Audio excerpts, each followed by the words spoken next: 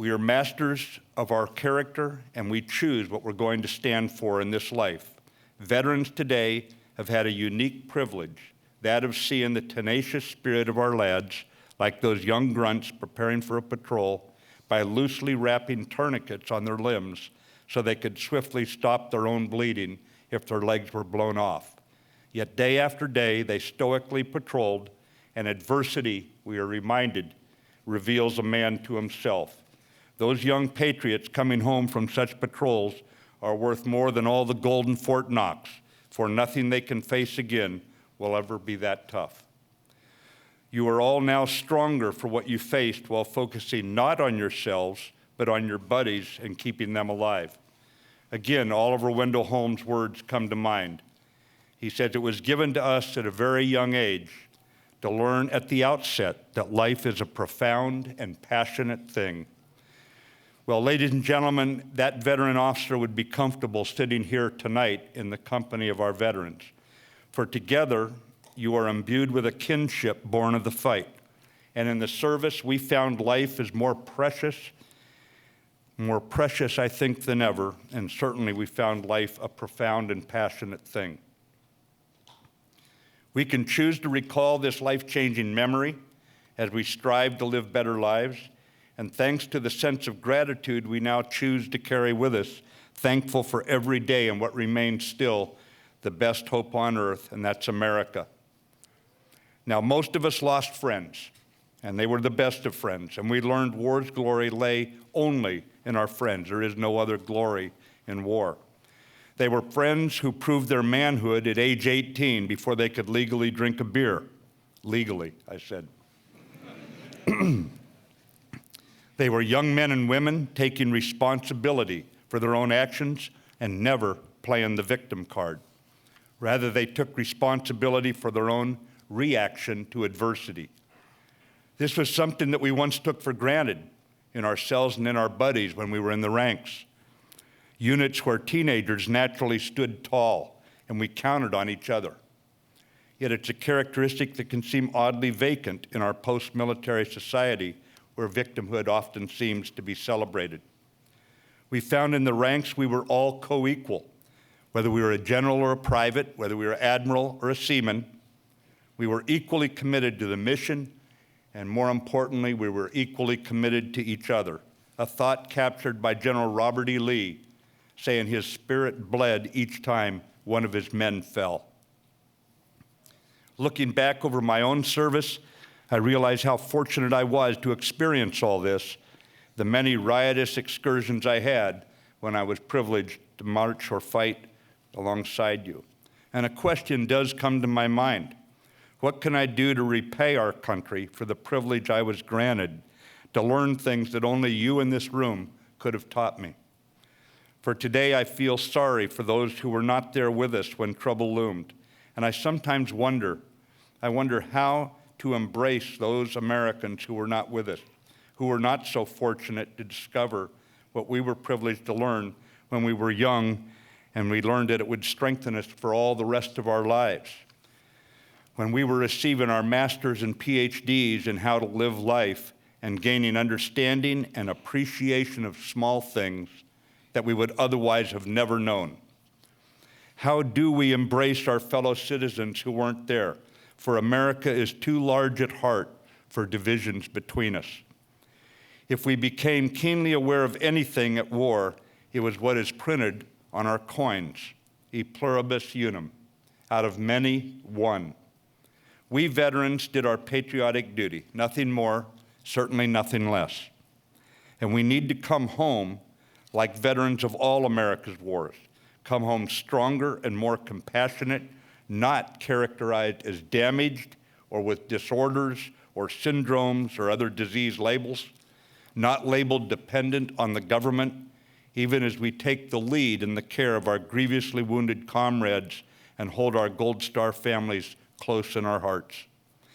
We deserve nothing more than a level playing field when we come home to America, for we endured nothing more and often less than veterans of past wars. Those veterans came home to contribute the sorts of leadership that I see here routinely in the Bay Area, by so many of you veterans of Iraq and Afghanistan as you bring your character and drive honed in adversity to your families, to your classrooms, your businesses, your school districts, community organizations, churches, neighborhoods, and more. For whatever trauma came with service in tough circumstances, we should take what we learned, take our post-traumatic growth, and like past generations coming home, bring our sharpened strengths to bear, bring our attitude of gratitude to bear. And most importantly, denying cynicism a role in our view of the world. For we know that even in the worst circumstances that together we faced, cynicism would have been nothing more than absolving ourselves of responsibility for changing our own attitude.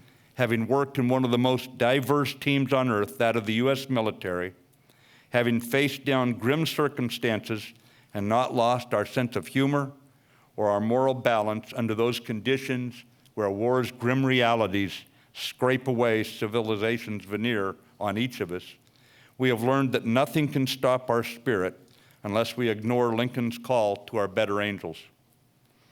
American colleges and businesses know your pedigree for commitment, for reliability, and for loyalty. This is why so many corporations and startups aggressively recruit veterans.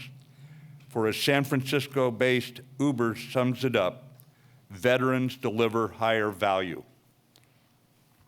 Bellwether companies out here on the West Coast in particular, those like Microsoft, Uber, Starbucks, and more, they act on that premise, as do some of our finest colleges and universities that want more veterans on their campuses. So for you veterans, those I was humbled to serve alongside, I will close with words, again paraphrased or borrowed directly from others. From Dumas, he said, "You should be satisfied with the way you have conducted yourselves, without remorse for the past, confident in the present, and full of hope for the future. When you retire to bed, you should sleep the sleep of the brave." And as you look with hope toward the future, recall how some people define success. I think it was Robert Louis Stevenson, but I'm not sure of that. He said, or someone said, that man is a success, and I'd say man or woman, who has lived well, laughed often, and loved much. That should be your map, veterans.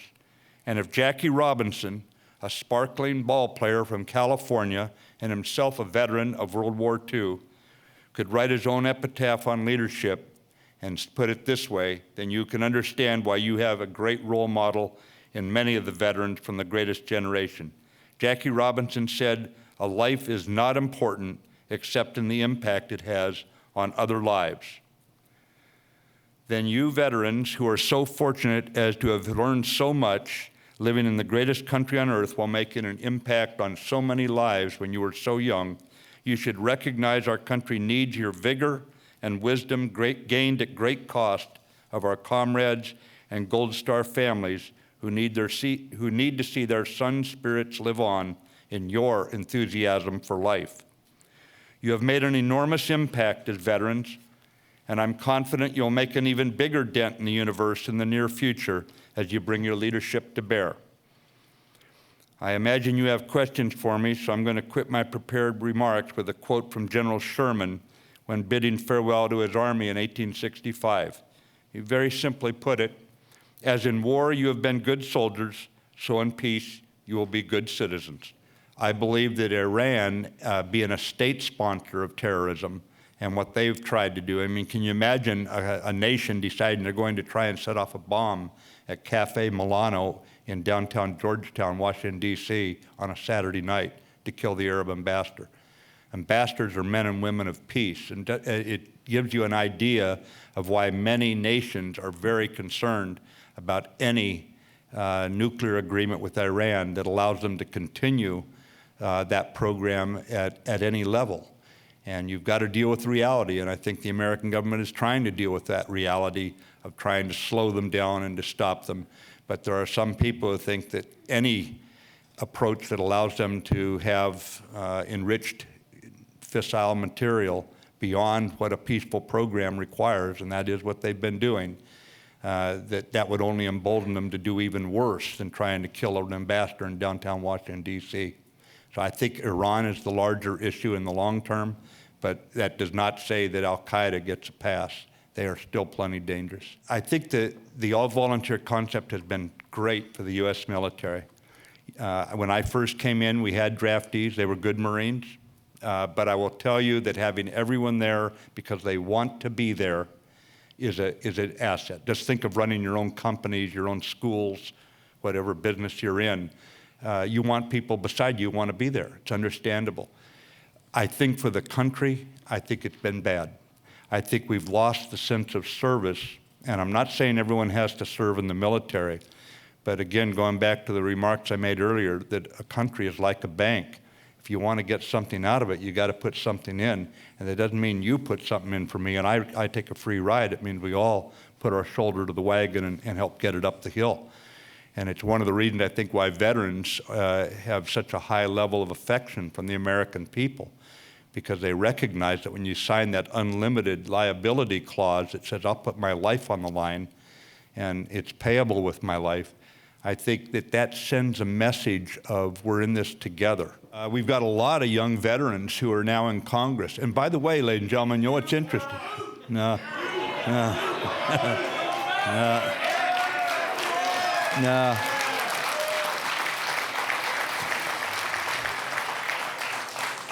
You young vets have always been rather fond of me, but I will assure you that the qualities that you see in me are not necessarily ones that would endear me to some other people, okay? But it's also time for young people. I mean, we need a hydraulic effort to just kind of pull up young people, and you see it in Silicon Valley, where in San Francisco Bay Area, where you start businesses. You know, we need the same sense of devotion to this country in the political realm as we had when you joined the military. And do your homework, be respectful, but challenge people with my color hair.